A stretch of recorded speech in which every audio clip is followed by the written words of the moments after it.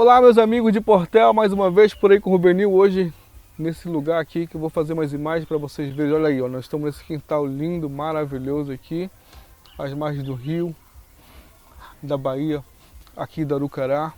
Esse local que foi escolhido aqui pelo meu irmão, Diácono Renato Fagner, que vai contar um pouco da sua história de vida, vai falar um pouco da sua vida religiosa e também falar um pouco dessa linda Portel, o que tem de melhor e o que há de melhor. Fagner, cara, obrigado por me receber e também obrigado pela confiança de acreditar no nosso trabalho e abrir-se um pouco para falar um pouco da sua história. Bem-vindo ao Por Aí com o Rubenil. Obrigado a você pelo convite, tenho acompanhado o teu programa, muito bom mesmo, importante, e eu acredito que ele é evolutivo, né? Os temas que tu tem buscado, colocando assim para a comunidade através do teu programa, ele chama a nossa atenção, entendeu? O tema que tem colocado, né? Inclusive, semana passada eu ouvi teu programa, achei muito interessante, parece significante de repente para algumas pessoas, mas ela é muito evolutiva. Falando das profissões, né? Uhum.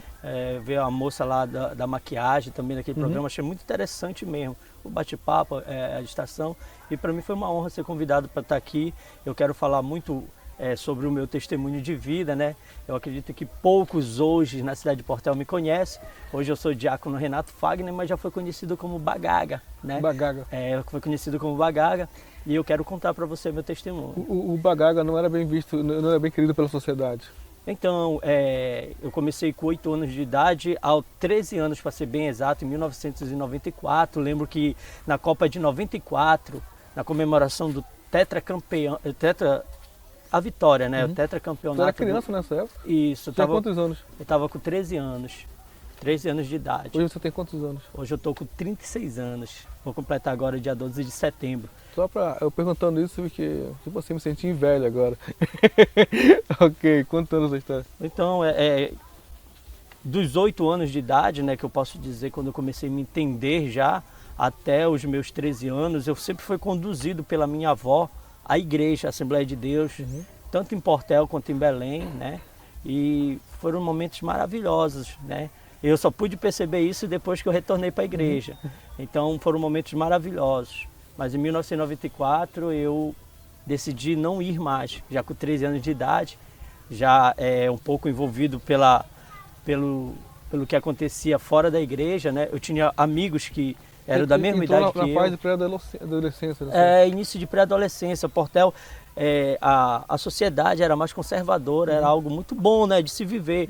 Apesar que todas as fases das nossas vidas, ou no decorrer dos anos, sempre teve o lado da bebida, o lado das drogas, sempre acompanhou a sociedade. E esse meu período de 94, eu ficava vislumbrado com meus amigos que fumavam cigarro, que tomavam uma bebida, e eu decidi parar de ir para a igreja com a minha avó, né? Mas você foi convidado aí ou você achava bonito as pessoas?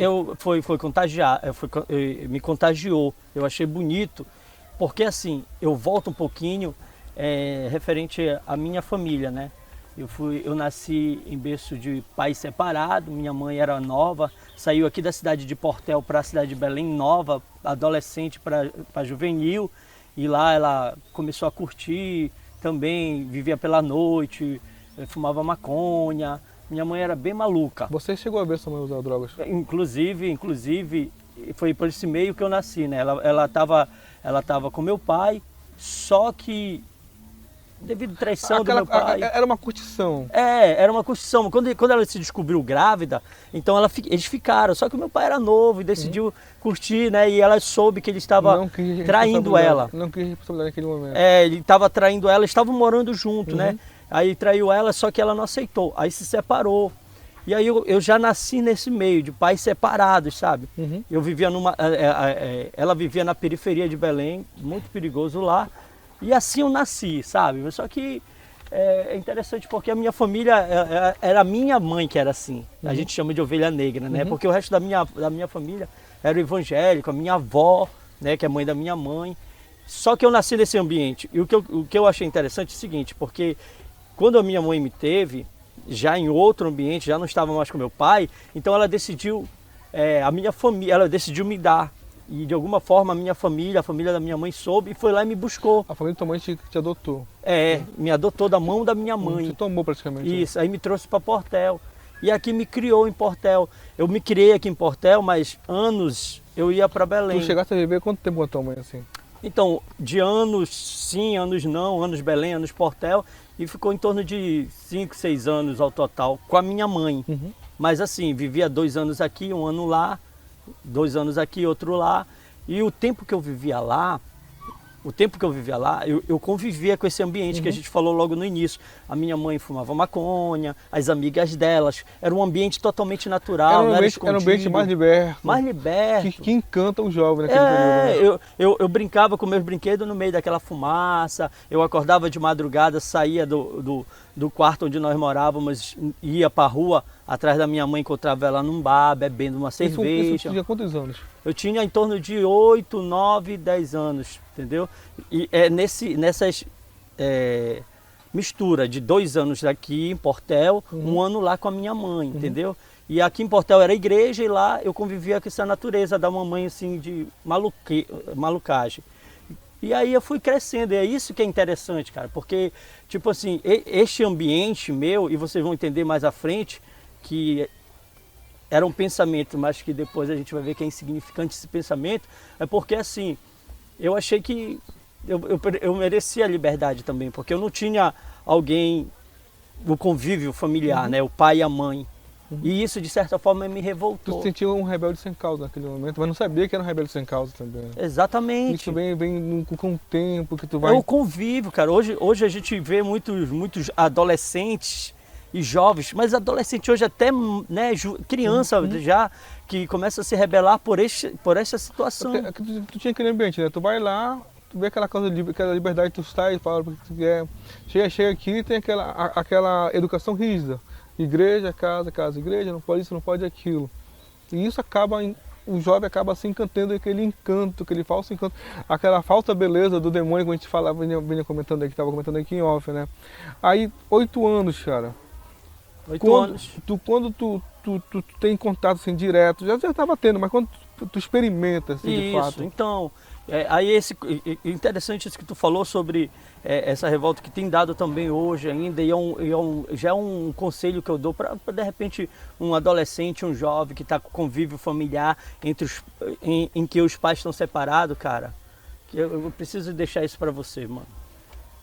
Todas as tuas atitudes vão refletir a ti mesmo. Então, é bom que tu entenda, né, que são vidas paralelas, cada um tem o seu relacionamento e que tu tem que conservar o melhor possível para que tu tenha um futuro bem melhor do que depois ficar aí vivendo uma vida de opressão, porque é opressão mesmo, viu? Que é cadeia, drogas, cometer coisas que de repente não é da tua natureza.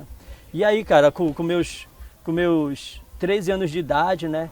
Eu sempre ia, falava comédia na igreja. Com meus 13 anos de idade, em 94 exatamente, eu decidi não ir mais para a igreja. Eu lembro que a minha avó ia me levando pela mão, eu não ia forçado, mas quando chegou perto de o festejo, onde a galera estava comemorando a Copa de 94, eu tirei o meu braço assim da mão da minha avó. Com 13 anos Foi, e decidi nunca mais, não ir mais para a igreja. E aí eu me meti no meio da comemoração lá, e naquele dia rolou o primeiro cigarro, que na época era um cigarro Belmonte, um cigarrão. Forte pra caramba. Eu cheguei a experimentar isso aí. Pois é, né? Belmonte. Eu faço questão de falar porque é um tempo bem lá atrás, entendeu? O meu avô fumava e assim, era normal na nossa época. É natural. Assim no cigarro eu acendia que o negócio era forte, rapaz. Puxava, né? E dava pro avô. Era bem natural. Só que eu, na época, eu era novo e a sociedade era mais conservadora, então já foi um impacto. Olha, legal, né? A natureza aí... Não, pode continuar aqui, não sai. Tá. Aí o que aconteceu? Saiu um barco aqui, mas ele vai continuar. Aí, cara, então eu comecei a fumar o cigarro, eles vendiam na época meio litro, né? Eu tomei meio litro de Tatuzine e tal. E aí foi quando eu comecei a fumar o cigarro e a beber, com meus 13 anos de idade, isso em 94. Isso foi uma porta muito grande para mim começar a me envolver nas drogas, né? Nas drogas, porque assim, Depois dessa, quando eu fui para A gente Belém, começou experimentando cigarro, né? quando eu fui para Belém, eu fui de encontro logo com a maconha, né? Porque era o que era a droga mais comum na época. Aí eu comecei a fumar maconha, aí foi cigarro, bebida e maconha. E com um tempo, bem depois já, meus relacionamentos, eu tive um amigo que o irmão dele já vendia drogas, era traficante. E aí eu comecei por amizade, a ajudar no tráfico. O irmão do meu amigo junto com meu amigo também cheio de potencial, de sonho, igual eu, né? Mas nós, envolvidos por isso, acabamos se envolvendo, né? Pelo relacionamento acabamos se envolvendo. E aí já entrou o tráfico na minha vida. Você vai contar a história daqui a pouco no próximo bloco. A gente vai aproveitar que tá batendo só aqui de cara, a gente vai mudar de lugar, mas no próximo bloco a gente começa com essa história aqui, beleza? Fica aí, sai daí não, tá só começando essa história.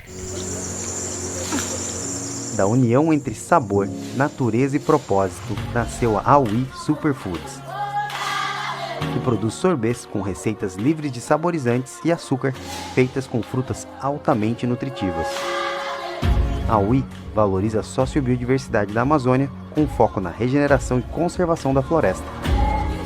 E trabalha em cooperação com ribeirinhos para encontrar soluções para os desafios sociais da região. Os resultados dessas ações fazem parte do dia a dia da Ecofazenda Escola Patuanu, localizada no arquipélago do Marajó, no Pará, onde a Aui integra práticas inovadoras e socioambientalmente positivas. Para a Aui, quanto mais você se nutre, mais os ribeirinhos ficam bem e a Amazônia também. Para saber mais sobre os sorbets e conhecer melhor as ações e ideias da Aui, acesse auisuperfoods.com.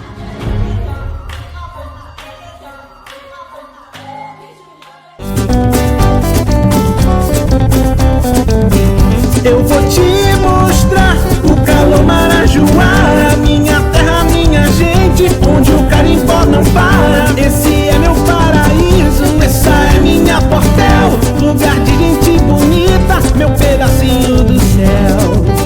O meu recanto, se você não viu, vamos juntos conhecer, por aí como eu.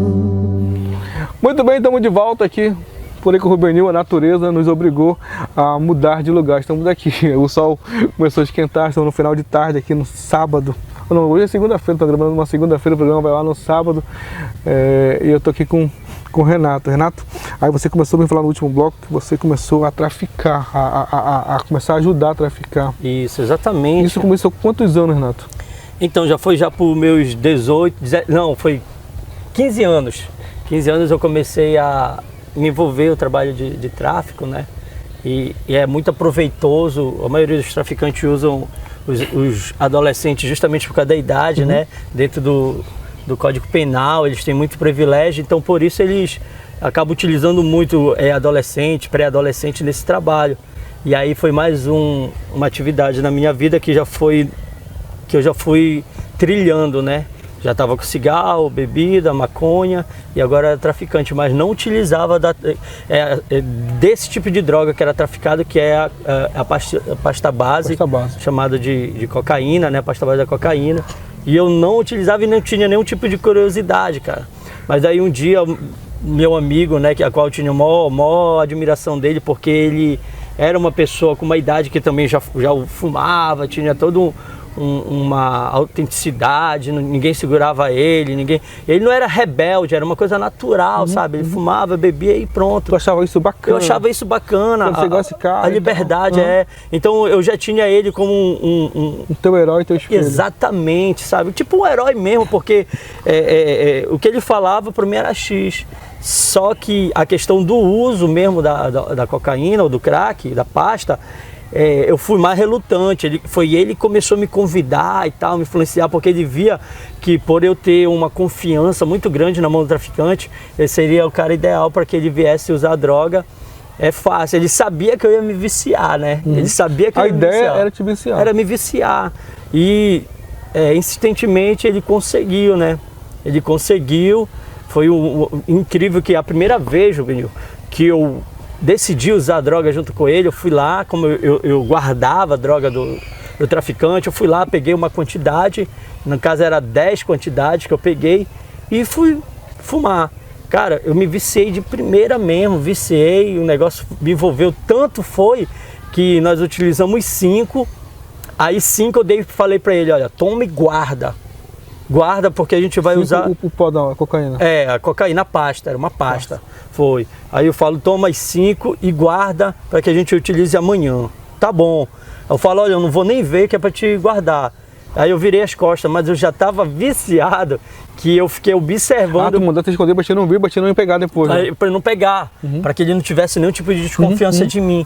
Mas na realidade eu já queria as 5 só para mim. Cara, então foi a primeira vez que eu já tive esse pensamento, né? Já tive essa vontade, essa articulação que a gente chama. E foi o que aconteceu, quando foi pela madrugada do mesmo dia, antes de o sol nascer, 5 da manhã eu já tava lá no lugar escondido, peguei e fui usar sozinho. Então eu já vi que eu ia ser potencial mesmo no vício, e o que eu fui, cara, porque ela veio assim me devastando, sabe? Se havia um potencial em mim ainda de alcançar um objetivo, alguma coisa com o meu talento, com a naturalidade, aquela droga destruiu naquele momento. Foi mesmo, cara. Aí nesse momento tu acha que tu começou a entrar, vamos dizer assim, a entrar no outro nível, tu já não era só um viciado.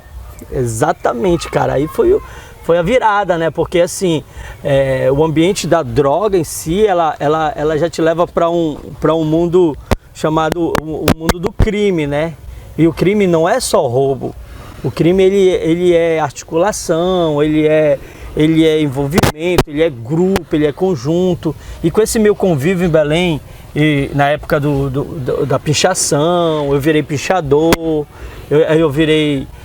Chegaste a pinchar também? Pinchei em vários lugares em Belém, participava de uma gangue e eu trouxe isso para Portel, né? Eu peguei lá onde eu morava, aqui no bairro onde eu morava, aqui em Portel, era muito temido lá, um bairro muito temido, já existia jovens assim perigosíssimos. Aí eu vim e me tornei como o líder deles, colocando eles como pichador. Tu trouxe essa novidade para Portel? Portel, e os caras abraçaram assim, e sabe, eu tive que briguei demais, corri risco de vida, mas tudo isso foi me fazendo com que eu tivesse, a gente chama de moral, tive uma moral muito grande, tanto lá quanto na cidade toda, e o vício ainda estava só me patiteando, só estava me... No meio da malandragem tu tinha uma moral. Uma moral imensa. Mas no meio da sociedade, na sociedade que trabalhava, que ia lá botar, tu era temido. Porque assim, na realidade, o lado da sociedade eu não tinha nem noção, nem cara. Sabia que a sociedade não sabia, não tinha noção, porque eu não trabalhava. Muito menos estudava, que eu deixei de estudar muito cedo. Tu não chegou a estudar? Não, estudei mas até depois... a 3ª, 4ª série, e aí eu parei. Mas depois tu... Parei mesmo. Não voltou mais? O tempo do vício, não, voltei. Do tempo do vício, assim, eu parei totalmente. E aí, cara, eu não sabia de sociedade, sabe? Não sabia qual era o pensamento da sociedade com relação ao meu. Havia uma liberdade de uso. A única pessoas que eu temia assim mesmo era a polícia, mas quando elas estavam perto. Porque no meu bairro, como eu era uma pessoa que eu não era agressivo com a comunidade, que a gente fala que é com nossos irmãos, vizinhos e tal, a sociedade lá do bairro onde eu morava, eles não se incomodavam comigo, eles me tinham assim, pô, o Renato tá lá... Tu era uma espécie de defensor. Exatamente, eu fui muito considerado como o deixa disso, né, os caras, poxa, tava acontecendo uma briga, uma confusão, os caras me chamavam, pô, Renato, os caras estão brigando aí, cara, vai chamar a polícia pra cá, e eles poderiam estar com arma, com qualquer tipo de arma, eu chegava lá e botava moral mesmo pra parar. E os caras assim, com mais idade que eu, mais forte, um histórico de violência maior do que o meu, mas por tudo que eu já havia adquirido desde a minha idade... Tu não era violento? Não era violento, mas eu tinha coragem. Tinha coragem. Eles sabiam da minha coragem. E temiam? Temiam, porque eles sabiam que eu tinha coragem, né? Então eles temiam. E eu tive que brigar com muito da galera, de brigar mesmo, para poder eu ter esse respeito. Eu briguei com quase todos e todas as brigas eu ganhei, né? Eu ganhei mesmo, assim, seja na paulada, eu nunca corri de costa para um teçado. E eu falo isso, não falo com alegria, eu só falo que é realidade. Tu chegaste a ferir alguém gravemente? Gravemente, mas não de matar. Não, homicídio nunca teve, graças a Deus. Chegasse a ser preso, as coisas? Muitas vezes, mas mais pelo objetivo da polícia me pegar com as drogas. Eu era muito preso repetidamente, mas com o objetivo de me pegar com as drogas. Ainda hoje tu responde algum processo? Ou não tive processo porque como foi muito no meu tempo de ser de adolescente juvenil, como eu te falei, o traficante aproveita aquele momento, foi abundante assim, dos meus 13 até os 21 anos, foi assim, muito abundante na minha vida. Então a polícia me detestava assim, queria me prender, né? Porque eles sabiam que eu era o movimentador das drogas, né? Que eu que fazia o trabalho sujo do traficante. Tu tem contato até hoje com alguns policiais que chegaram a te prender? Não, tenho um carinho de um conhecido policial aqui chamado Xavier, eu não tenho Tu chegaste a apanhar deles?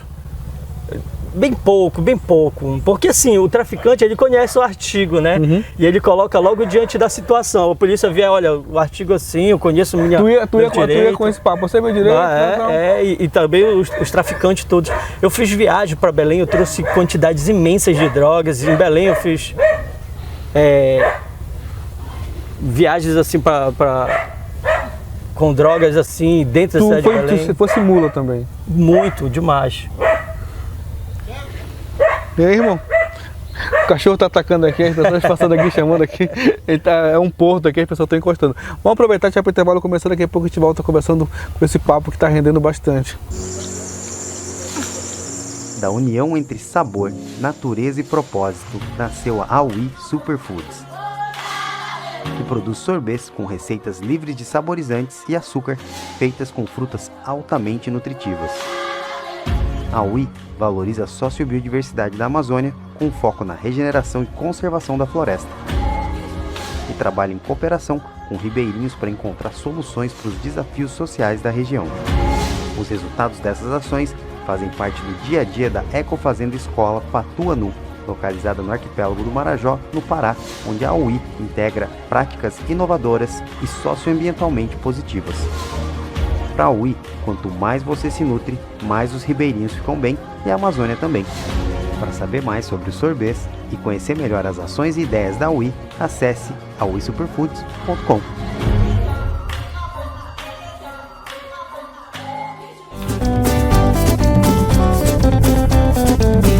Eu vou te mostrar o calor Marajoara, a minha terra, a minha gente, onde o carimbó não para. Esse é meu paraíso, essa é minha Portel, lugar de gente bonita, meu pedacinho do céu.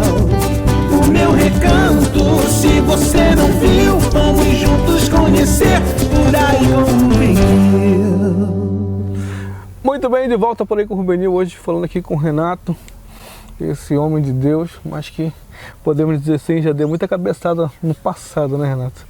Aí, Renato, a gente já vai chegar na fase assim da sua bênção, né? Que você vem, que você é arrebatado. Isso. Mas para finalizar, a gente conversava, você me falava assim, eu cheguei a acolher grandes traficantes aqui, que se escondiam aqui, claro que você não vai revelar o nome, porque as pessoas sabiam que aqui estava protegido por mim. Aí, de tudo isso, cara, desse teu passado, quando tu olha para trás, tu sente vergonha de tudo que tu fizesse, tudo que tu vivesse? Ou isso foi uma escola para que tu é hoje? Pô, com certeza, com certeza. Não, eu não sinto vergonha, cara, porque como eu te falei, eu cresci neste meio, eu não tinha noção de outro meio, entendeu? Então não tem como ter vergonha, assim, por causa que eu não via esse outro lado. O nosso mundo ele é muito fechado, quando a pessoa está no mundo do... eu falo assim, marginalidade, porque envolve tudo, ele não está olhando a parte, entendeu? Às vezes a sociedade critica muito o comportamento de um delinquente, mas aquele delinquente não está vendo a outra parte, ele só está vendo a parte dele, entendeu? Mas é assim, não querendo romantizar a situação, eu sofri, eu costumo dizer que esse meu testemunho me fez eu sofri. Foi eu que sofri, entendeu? Eu não vi. Se pessoas choravam, sofriam, era por trás da porta. Mas quem sofreu mais foi eu. Cara, eu sofri demais. Então, eu me tornei. Sabe o que é interessante? Eu fazia parte do traficante. Mas com o tempo, esses traficantes, eles começaram a ser presos. E então eu herdei, durante um tempo aqui em Portel, eu fui o traficante. Eu fui um dos maiores traficantes aqui em Portel. Entendeu? Eu comandei, foi uma herdade. Hoje você fala assim isso com tranquilidade, você não tem medo de uma revelia do passado? Não, porque até 16 anos atrás, já né? faz muito tempo, né? E eu não tenho, como você falou, eu não tenho nenhum tipo eu não respondo nada, porque se eu não respondo é porque não chegou assim, a ferir de maneira tal. É certo que o tráfico, ele deixa marcas, né? Lógico, ele fere famílias e tudo. Cara, mas aí, esse período que eu fiquei traficante, foi um período assim que ele somou na minha moral. Então, todas as classes de marginal, agora tem 1000. Era do menor ao maior. Era um ladrão, a um assaltante. Você está falando agora, me vem a letra de Faroeste Caboclo, você conhece, né? Conheço, a gente era trilha sonora, né? Era trilha sonora. Acaba sendo uma trilha sonora para quem vive. Então você chegava a ouvir essa música e se via? Nós se vivia, convivia. Faroeste Caboclo, do Legião Urbana, a gente convivia, cara. E a época, na nossa época, o Legião Urbana tocava demais, você era um João de Santos Cristo, que não temia a polícia, não tinha medo de ninguém. De ninguém. E aí, cara, parece assim, não é ser hipócrita ou egoísta, sabe? Não é ser isso. Eu não falo isso e eu não quero passar isso, entenda. Eu era assim, eu vivia aquilo sem saber de outro convívio. A Bíblia faz nos entender que é como se tivesse uma escama nos nossos olhos. Nós não conseguimos ver aquilo que é Deus e tal. É tu e tu. Por isso que hoje eu digo assim, cara, quando eu vivi, que eu decidi tomar as minhas decisões, que eu vivi o bagaga, eu cheguei ao fundo do poço. A vida, assim, sem Deus, ele é regressivo, cara. Ele é regressivo. Porque, assim, eu comecei a fumar um cigarro, beber um monte de tal, mas eu tive momentos, assim, de prazer no mundão que o cara fala, pô, tô no melhor lugar. Mas ele é regressivo, ele vai só diminuindo. Então, só para me acelerar, o que acontece? Eu virei traficante. Só que eu virei um traficante viciado.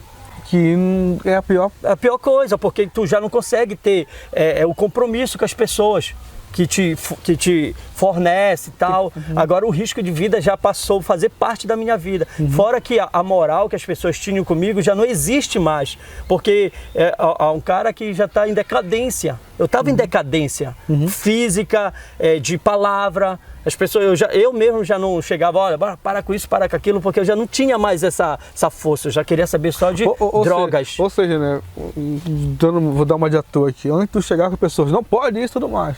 Aí chegou um tempo que tu estava viciado, tu chegava lá lombrado, não pode, já não conseguia falar, então, pô, esse cara aí... Então, tu virava as costas, depois eu passei a ver isso, tu vira as costas, o cara fala, ei rapaz, esse daí cheio...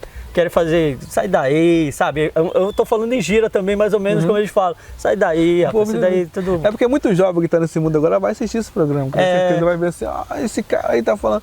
Então, a gente vê aquele negócio, porque eu trabalho, eu tenho essas coisas, mas, pô, não tem nada, né, velho? E eu falava muita gira, cara. O meu dialeto era só gira. Hoje dá tempo um pouquinho disso, né? Não, tenho demais ainda. E assim fica mais fácil, né? Fica mais fácil falar. Cara, então o que acontece? Quando eu cheguei, sabe o que é legal? Assim, que eu vi um diferencial de Deus na minha vida, foram esses dois aspectos. Primeiro, que eu era muito eu era pacificador, deixa disso. Tu era parceiro? Eu era parceiro, sabe? Cara, eu era parceiro. E isso eu acho que não tenho certeza que era de Deus. Outra, a minha avó, ela sempre me entregou na mão de Deus e orou. Nunca foi de discutir, sai dessa droga. Quantas vezes eu cheguei... Ela fez o certo, né, cara? Ela passiva, cara, confiou na fé dela e na certeza que Deus ia fazer alguma coisa um dia. E, cara, antes dela morrer, ela me viu pregando, me viu em púlpito de igreja. A tua mãe não é viva? Não, não é viva. Então ela foi assim, cara, ela foi um exemplo de fé. Sabe o que é fé, cara? É quando tu entrega e descansa. Pô, hoje tem muitas mães assim que ficam agoniadas com os filhos e gritam e acabam chamando palavra de maldição, querendo mudar o filho com as suas próprias forças e não dá, sabe? É bom se entregar mesmo e amar. Ama, porque é o seguinte, ele tá numa decisão que ele vai sofrer ele mesmo. Então ele vai precisar de quê? De carinho, de amor. Isso leva a suicídio. Suicídio tanto de entrar em confronto a uma situação que ele sabe que ele vai morrer, quanto suicídio próprio, de tirar a própria vida. Mas tu sentia falta de amor da tua mãe naquele momento?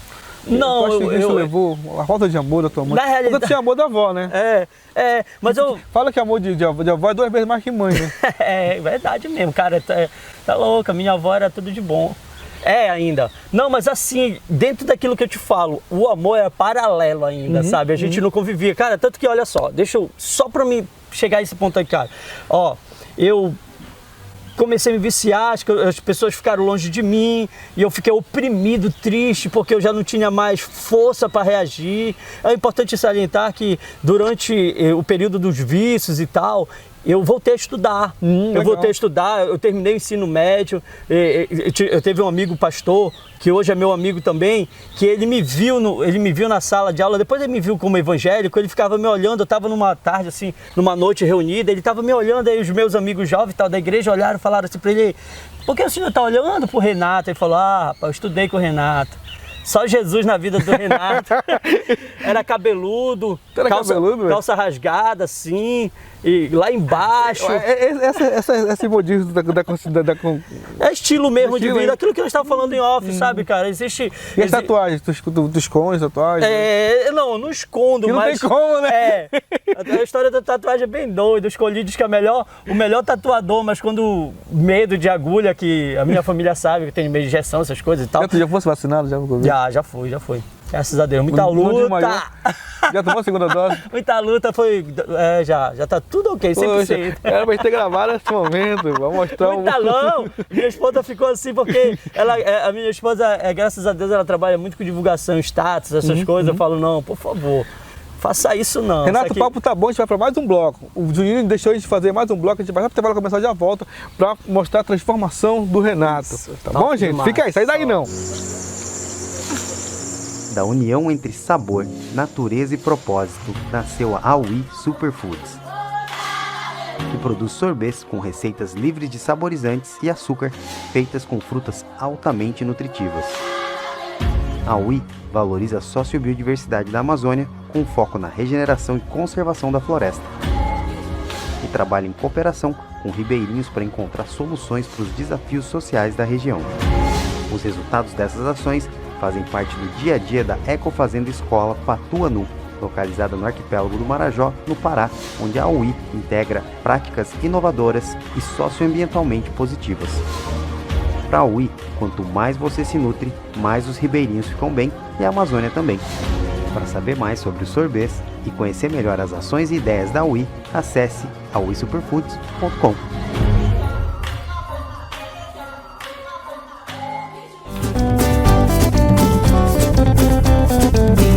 Eu vou te mostrar o calor Marajoara, minha terra, minha gente, onde o carimbó não para. Esse é meu paraíso, essa é minha Portel, lugar de gente bonita, meu pedacinho do céu. O meu recanto, se você não viu, vamos juntos conhecer, por aí eu venho.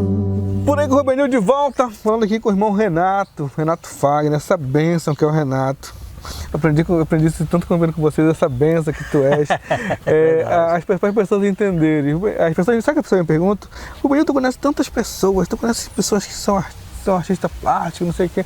O meu filho me perguntou: pô, não se vê com essas pessoas que são muito artistas, né? Aí a gente estava conversando aqui. eu em off estava falando, Renato, eu gosto muito de Sepultura, heavy metal, essas coisas e tudo mais. E a gente vinha conversando no carro, né, também, que a gente falava, pô, essa transformação do convívio da Assembleia de Deus com vocês, eu que sou católico, sou mariano também, faço questão de dizer isso.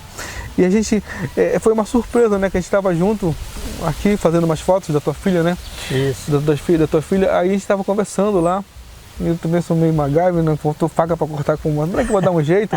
Aí a gente almoçando, de repente o Renato olha para mim e falou: sabia que eu já fui o maior traficante aqui de Portel, da história de Portel? Eu falei: como é que é? Aí de lá. Capitão logo falou: testemunho aí, vamos lá então. Aí eu falei: como é que é? Aí eu cheguei e disse: sabia que eu sou jornalista? Não quer me dar uma entrevista sobre isso? Aí casou. Isso um tempo atrás, né, cara? Foi na pandemia. Foi. Antes da pandemia. Antes da pandemia, foi. Em 2019, eu acho. É sim. Entendeu? A gente estava aqui fotografando, aí que podia sair. E leva muito a sério aquilo que tu tem como. Que tu pega, né, como um objetivo e tal, e tanto que chegou esse momento, cara. Aí cobrando, então o Renato falou: não, vou te pagar aqui, precisa pagar. O pagamento vai se levar isso pro povo. Eu tenho um amigo que ele falou o seguinte: Renato, teu testemunho dá um livro, cara. Conta um livro. Foi mais ou menos o que tu falou assim: cara, teu testemunho dá pra gente fazer um livro, um vídeo, um documentário e tal. E é fato mesmo, porque, cara, hoje, quando nós vínhamos pra cá, lá na frente da emissora lá, eu perguntei pro rapazinho que me conhece, gosta de mim, né? Eu falo: tu sabia que eu já fui um dos maiores traficantes de Portel? Ele me olhou assim e falou: mas quando? Carega, cara. Porque hoje nem a aparência dá, né? Graças a Deus nem a aparência dá. Mas a galera aí que tá assistindo, inclusive se tiver algum dos meus amigos, né, cara, Jesus é bom que só, cara. Porque da mesma forma, olha, tu sabia... Tu tem contato com ele? Tenho. Eu sou um cara diferenciado, eu vou lá, mas quando? O evangelho não me mudou pra me afastar, o evangelho me mudou pra me Mas daquela época ainda tu tem contato com alguém? Né? Tenho, ou melhor, não é nem essa pergunta. Daquela época, tem pessoas que continuam na vista que tu sabe? Infelizmente. Inclusive, isso que eu ia te falar agora. Eu tenho amigos, assim, dentro de Portel, que são viciados, que já fizeram tipo de tratamento de centro de recuperação. Cara, há 16 anos que eu me converti. Eu tenho amigos, assim, que ainda estão no vício, que eles falam: cara, eu te amo. Pessoa, um homem falar pra ti que te ama, porque é 16 anos que eu me mantenho na igreja, que eu me mantenho mudado dos vícios. Então, isso tem levado para as pessoas uma sinceridade naquilo que eu vivo. Porque pode trazer, ele vai invadir aqui, olha. Vai cortar, Manuel. Corta aí pra gente o bico aqui.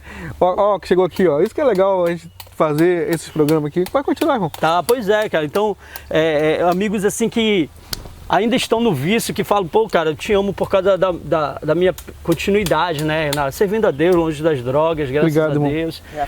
Eu tenho muitas consequências, assim, de drogas, cara. Eu tenho muitas consequências no meu corpo, eu sofro demais. Não foi bom. Tem sequela ainda até hoje? Tenho sequela, o sistema nervoso, meus dentes. Sério, nunca teve recaída?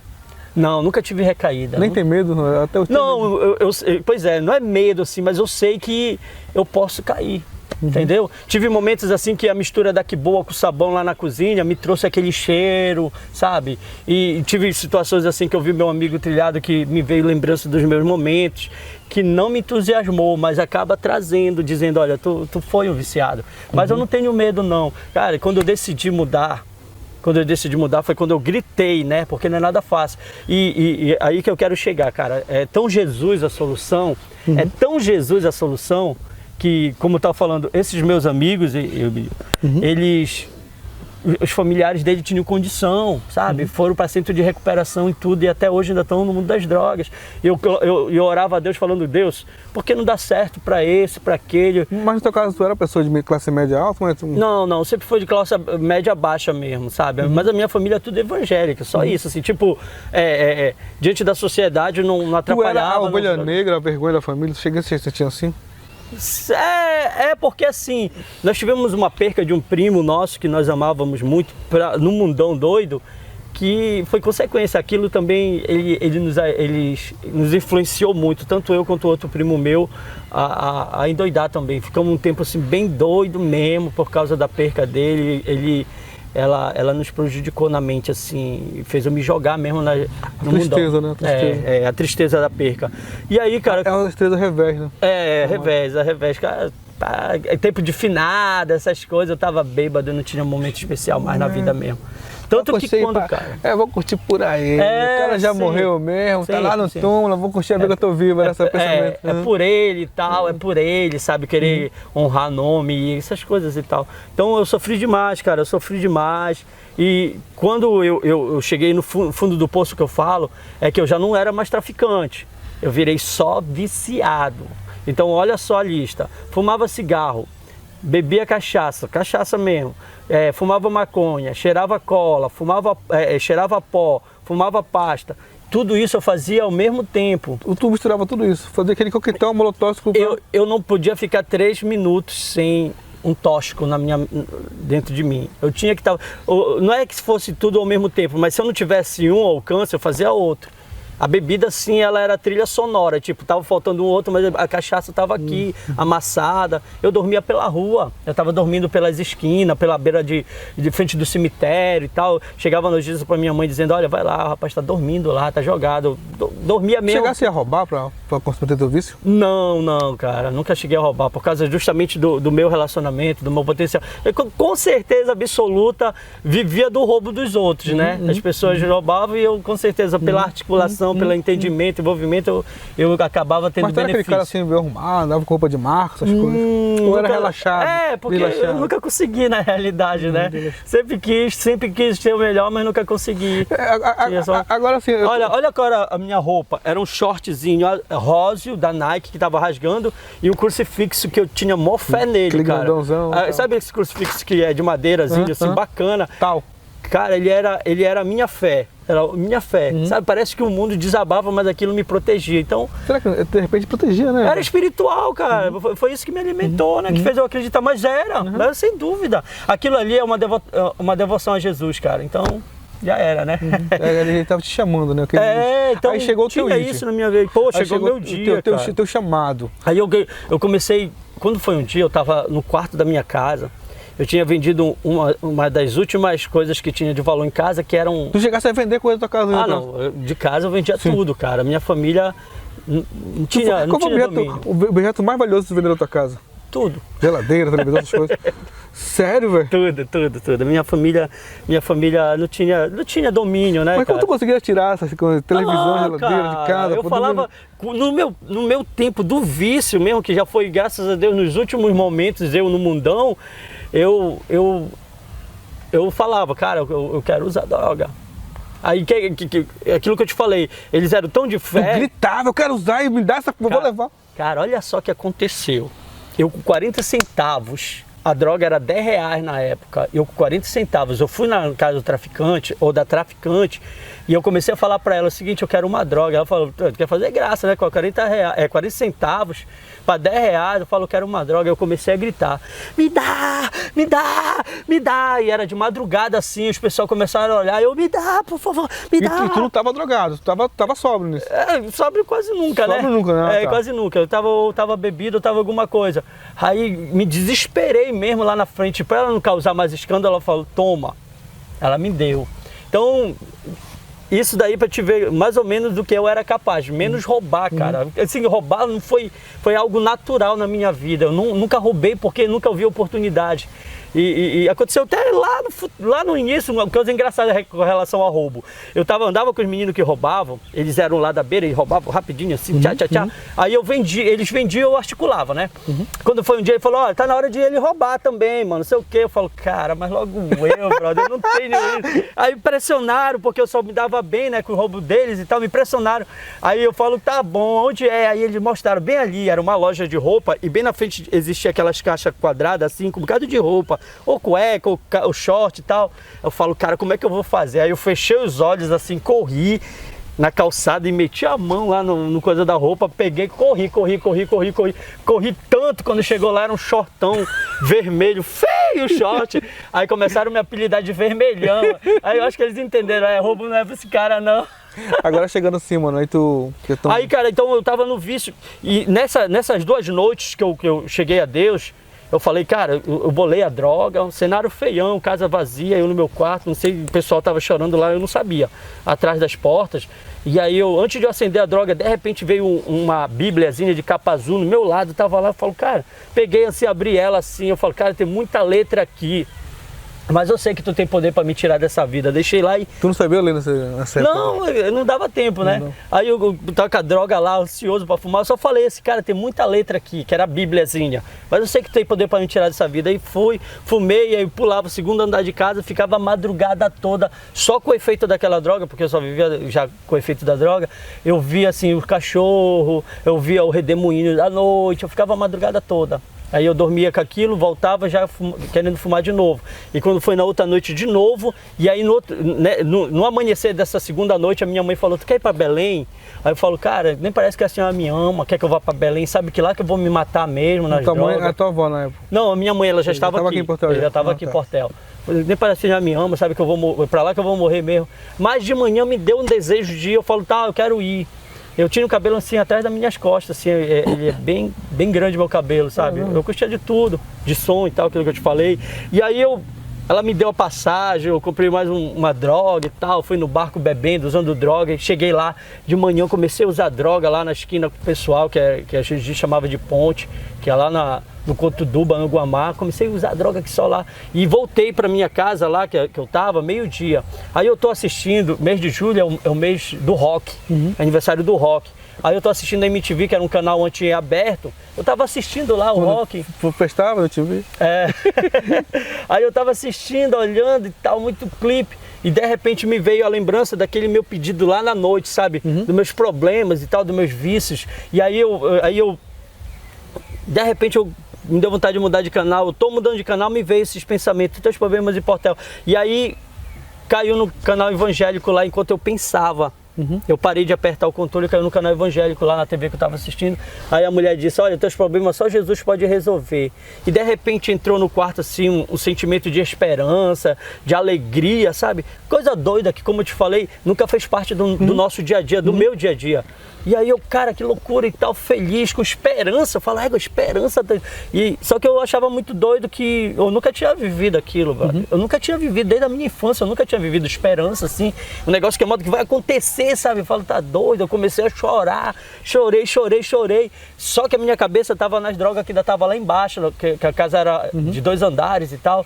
E aí aquela mulher falando, olha, o mundo fez isso contigo, mas Deus tem isso, e tem vida com abundância e tal. Eu falo, cara, Deus tá lá no céu, eu falando já com a TV, sabe? Deus tá lá no céu, eu tô aqui na terra. Sendo relutante aqui. Mano, a luta foi grande, porque assim mesmo, eu já tava entranhado, né? Eu já esperava a morte mesmo pra isso, né? Então eu falo, cara, não dá, Deus tá lá no céu, eu tô na terra e tal, não dá mesmo. Aí ele falava, olha, Aí eu decidi aceitar Jesus, foi pra frente da televisão, dobrei o joelho e tal, olhei assim pra televisão, aí eu falava assim mesmo pra televisão, tá aí, pronto, eu já te aceitei, Jesus. Naquele momento ela foi da boca pra fora? Ou... Com certeza, da boca pra fora, que eu queria que passasse aquele sentimento que eu nunca tinha vivido, que eu queria voltar a usar droga de novo e viver a minha vida, cara, viver a minha vida. E aí, de repente, veio uma voz dizendo pra mim assim mesmo. Primeiro a mulher disse assim mesmo lá, olha, é o seguinte... O seguinte é a minha gira, né? Que boa. A mulher falou assim, verdadeiramente tu vais aceitar quando tu fores na casa do Senhor. Eu falo, cara, é meio-dia, meu olho tá vermelho, não dá. Aí, de repente veio uma voz, essa voz aí é top demais, cara, uma voz linda, maravilhosa, que disse no meu ouvido aqui, disse assim mesmo, verdadeiramente é você que decide, sim ou não. E aí de repente passou tudo, eu fiquei bacana, fiquei normal, até o efeito da droga passou. E aí eu fiquei entre voltar, bolar uma maconha lá, fumar ou descer, pegar minha camisa e ir lá na igreja, conforme a voz tinha me dito. E aí eu tomei essa decisão de pegar a camisa e ir lá. Quando eu fiz esse ato, então foi como se derramasse um balde de água na minha cabeça e ela foi se derramando no meu corpo, cara. E aí... Primeira coisa que aconteceu é o meu andar de gira, o meu braço ele já veio pra cima. E aí... Isso daqui porque é uma malandra, né? E na realidade, cara, tudo isso é sentimento de culpa. É o sentimento de culpa que vem sobre ti e que te oprime, é uma opressão. Opressão é coisa que tu não vive, mas tá vivendo ali por umas forças maiores e tal. E aí, ou seja, o sentimento de culpa já saiu do meu corpo. E outra... Já não estava mais ansioso para fumar um cigarro, uma maconha, que era 3 minutos eu queria, sabe? Então, cara, eu falo, estranho e tal, e meu andar feião, né? Porque pra mim andar era o estilo. Como pra frente, assim, eu já assistiu lá Todo Mundo Odeia o Chris, o Descolado como é? Tá, então era mais ou menos isso. Aí, cara, meu Deus do céu, quando eu desci, uma amiga minha, parceira lá de drogas, ela falou: ei, rapaz, pô, tu vai? Eu falo: olha, eu vou ali na igreja. Ela deu uma risada assim, uma risada feiona, sabe? Aí eu falo: agora que eu vou mesmo e tal. Aí fui, chegou lá, tava fechado. E aí eu finalizo por aqui dizendo assim, cara, quando foi à noite, eu... Não desistiu. Aí não, eu já não estava sentindo mais desejo de nada e tal. Quando eu cheguei lá, estava fechado, voltei para casa. Quando foi à noite, eu fui aceitar Jesus, era um culto de criança, assim, um bocado de criança, chamado EBF, que é da igreja, sabe? É um evento de criança, só criança. E aí era Deus já fazendo entender que o velho homem... Como fosse as crianças, né? E que o velho homem estava morrendo, o Bagaga ali estava morrendo. E que já nascia uma nova pessoa e que eu estava nascendo como criança. E é importante, cara, converter, são mudanças de atitude. Uma mudança velha para uma mudança nova. Mas é a concepção de que tu tá vivendo também algo novo, que tu precisa aprender. O apóstolo Paulo fala que é leite e tal. Então, sabe, não adianta tu, eu vou me converter, mas querer vir com aquele conhecimento, não admitir coisas, não ter humildade, né, que Deus tanto pede. E aí eu reconheci isso e eu louvo a Deus porque Ele me deu essa oportunidade de me converter no culto de criança. E aí eu cheguei lá e falei pra minha tia: pô, vou aceitar Jesus, vou escolher o cara mais grande aí pra orar por mim, que só era criança, né? E aí ela logo chamou, aí veio um rapazinho lá, falou: quer aceitar Jesus? Eu falo: quero. Aí eu dobrei meu joelho, enquanto eu dobrei meu joelho, ele estava orando, aí eles cantaram o hino lá. Quem poderia imaginar que um menino ia ajudar a alimentar a multidão? É assim que Deus faz, usa quem Ele quer, menino, homem ou mulher. Aí eu vi assim que realmente Deus tinha algo na minha vida, que eu estava começando como uma criança. Show, cara. Cara, hoje eu tenho 16 anos servindo a Deus assim. E hoje tu é presbítero? Sou diácono. Sou diácono, sou dirigente de congregação. Isso, lógico, são degraus ministeriais que a gente alcança. Anseio a gente tem que ter, mas naturalmente, sem disputa, sem buscar nada, porque a minha vontade é fazer a vontade de Deus. Aquilo que a gente ia falando no carro também, né? Deus ele não te quer pela metade, ele quer por inteiro. Aí, cara, é fundamental. A Bíblia diz: olha, entrega o teu caminho ao Senhor e confia nele, né? Então, ou seja, é entregar a vida totalmente, cara, entregar a vida totalmente. Aí eu orava de manhã, orava meio-dia. Eu sempre reconheci, como hoje eu te respondi agora, como hoje eu sei que eu sou vulnerável. Eu posso, cara. Eu posso voltar para as drogas, tranquilo, sabe? Eu sei o que eu sofri. O apóstolo Paulo fala que é como o cachorro que vomita e vai lá e come o próprio vômito. E, sabe? Eu me fundamento na palavra para mim não voltar e pelo meu querer, que eu sei o que eu sofri. Chega um momento que eu me emociono quando eu falo, mas é assim, eu sou vulnerável, eu tô nessa terra. Mas eu acho que eu acho interessante, assim, ó. Eu acho que o teu testemunho é forte. Porque quando tu vai pra... Eu tenho esse seguinte princípio: eu gosto muito dos pentecostais, quando a gente vem conversando. Eu sou do uma ala chamada Renovação Carismática da Igreja Católica, que é parecido com o pentecostal. Então, assim, eu vejo assim: para você ter um testemunho forte, você tem que viver. De repente, naquele momento, você tem que viver tudo aquilo. Naquele momento, já era Deus te usando para hoje tu tá aqui, olha. Eu já fiz o que não é para você fazer. Acredita em mim, não precisa mais ir lá. Então, eu acho que hoje o Portel está diante de um grande homem. Então, aquele que foi marginalizado, que foi jogado, até os próprios apóstolos, Cristo escolheu os piores entre os piores. Depois a gente for vai lá com Pedro, na beira do rio, né? Incrédulos, o próprio apóstolo Paulo, né? Um dos maiores missionários, era perseguidor do evangelho, doidão cara, né? Então... tá falando de Santo Agostinho pra ti, que é um santo da Igreja Católica, que é um cara que eu admiro. Era revoltado, não acreditava em Deus, velho. Não acreditava em Deus e de repente tomou um santo da Igreja. Então assim, a gente vê que a vida, ela nos faz essa testemunha. O agir de Deus em nós, como diz a música, o agir de Deus em nós é lindo. Então, com o teu testemunho aqui, Renato, eu agradeço, cara, a confiança por ter contado pra gente. O programa até estourou o tempo, mas o Juninho... Hoje você tem um programa na TV também, né? Muita gente hoje vai descobrir quem é o Renato, né? Que muitas pessoas não sabiam. Cara, e assim, eu até quero fechar aqui contigo pra gente fazer um negócio também mais elaborado. Como eu te falei, ele falou que Não sei se tu confirma, mas também Documentário. vai YouTube também, Sim, né? a gente vai ser no meu canal do YouTube também, ó. Pois é, Você que tá vendo na televisão vai estar no canal do YouTube, vai estar simultaneamente no canal do YouTube Rubenil Miranda. Se inscreve aí, você pode E assistir. eu acho muito importante você que de repente assistiu, compartilhar, cara, porque vai lá, né? Assiste e compartilha também o link, para que muitas pessoas... O que fica aqui? Primeiro, que independente do meio que tu nasceu, há um propósito de Deus na tua vida.